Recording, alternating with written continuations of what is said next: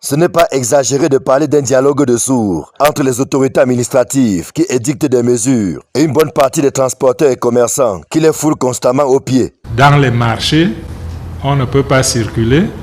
On constate que les boutiques sont vides, mais les gens vendent sur le trottoir. Ça crée des embouteillages. On y jette les ordures. L'insécurité dans le transport. Il y a des véhicules qui sont immatriculés, d'autres qui ne le sont pas. Il y a des chauffeurs qui ont des badges, d'autres qui ne les ont pas.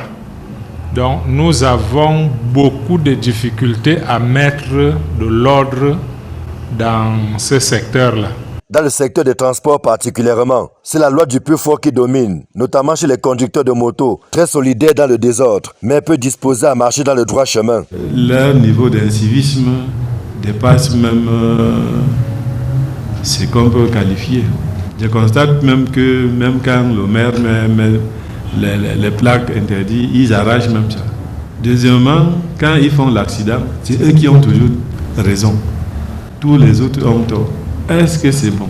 Sur cet état de santé désastreux de la capitale, l'administration n'est pas exempte de tout reproche. Le problème aussi, sans indexer la police, mais c'est parce que les contrôles en ville, ça n'existe pas. Il nous faut ça. Il faut un contrôle musclé qu'on organise avec le transport. Ce sera mieux. Le père de gendarme, comme on dit, le début de la sagesse. Donc, maintenant, il n'y a pas de gendarmes en route. Chacun circule comme il veut. Pour ne pas laisser Yaoundé aller à volo, le patron de la région annonce en février prochain une opération musclée de contrôle-répression. Nous allons donc, avant de faire le contrôle, demander que les gens soient en règle, parce que nous ne voulons pas frapper sans avoir sensibilisé.